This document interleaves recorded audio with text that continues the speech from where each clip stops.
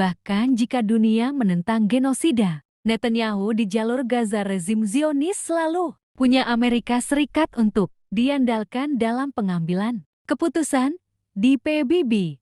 Misalnya, Amerika kerap menggunakan hak veto untuk menentang kemerdekaan Palestina. Tapi siapa yang tahu 4 dari 5 Dewan Keamanan PBB sudah melunak. Dan di tengah harapan bahwa Amerika akan selamanya berpihak pada Israel, terpilihnya Zohran Mamdani sebagai wali kota New York yang membawa angin segar. Wali kota Muslim pertama ini bahkan tak segan memerintahkan penangkapan Netanyahu jika berani berkunjung ke New York. Lalu mengapa sosok ini tampaknya siap berdiri berseberangan dengan Donald Trump? Berikut penjelasannya. Tangkap Netanyahu di New York ketika Zohran Mamdani terpilih sebagai wali kota New York yang baru dalam pemilihan Selasa, 4 November tahun 2025.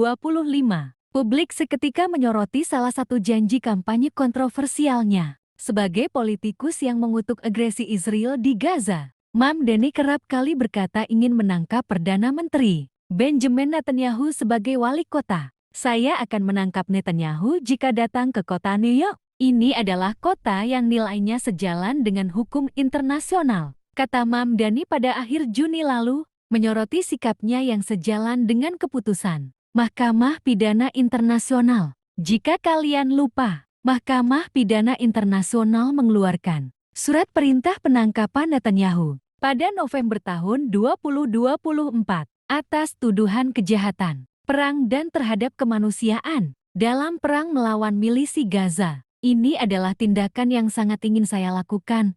Saya ingin memastikan kota ini menjunjung tinggi hukum internasional.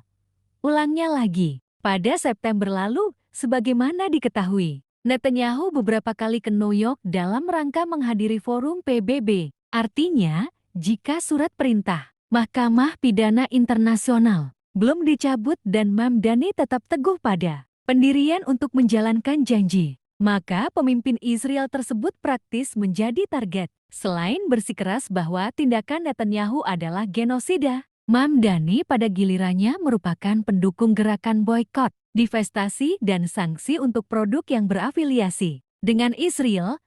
Ia meyakini nilai politik adalah anti kekerasan, tabuh genderang perang melawan Trump.